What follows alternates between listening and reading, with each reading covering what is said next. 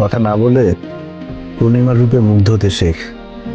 তোর লোকে বন্ধুত্ব কইরা এই খোলা ময়দানে মাঠের মধ্যে ফিতে হইয়া মশার কামড় খাইতেছে আমি।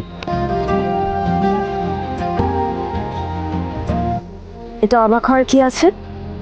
আপনি নিজেই তো দাওয়াত করেছিলেন। হ্যাঁ, কিন্তু আপনি আসবেন এটা তো ভাবি নাই। আমি ভেবেছিলাম এখানে অনেক লোকজন আসবে, কিন্তু এসে তো দেখছি আমি বরং যাই।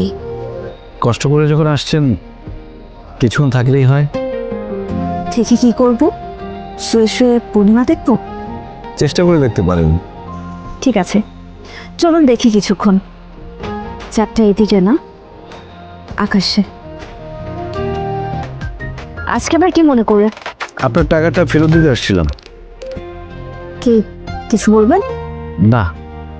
ওকে। হ্যাঁ, জি আপনাকে একটা কথা বলার ছিল। বলো। কালকে তো একটা ঝামেলা হয়ে গেছে।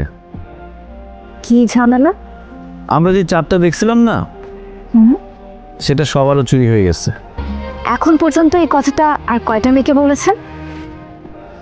আর কাউকে বলি নেই। কেন বিশ্বাস করব? বিশ্বাস করতে কে বলছো?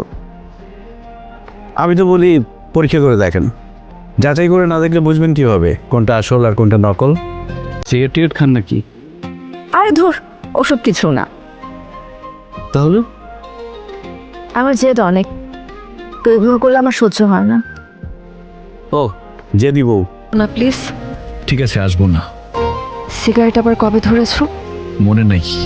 তুমি ছেড়ে যাওয়ার পর কখন কি ধরেছি কখন কি ছেড়েছি সেই হিসাব নাই। আমি তোমাকে ছেড়েছিলাম? আচ্ছা, যাও বাসায় যাও, আর পাগলামি করো না। আর এভাবে ভিজতেছই বা কেন? বৃষ্টিতে ভেজার সুবিধা কি জানো দীপা?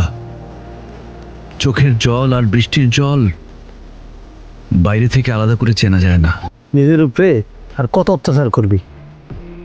বাদ দেন এসব। আমি এখন এসব জ্ঞানের ঊর্ধ্বে, কাজে জ্ঞান দিয়ে নিজের কমেন্ট শেয়ার করে চ্যানেলটি সাবস্ক্রাইব করুন আর সেই সাথে এই ভিডিও সম্পর্কে আপনার মূল্যবান মতামত জানাতে ভুলবেন না। কিন্তু ধন্যবাদ।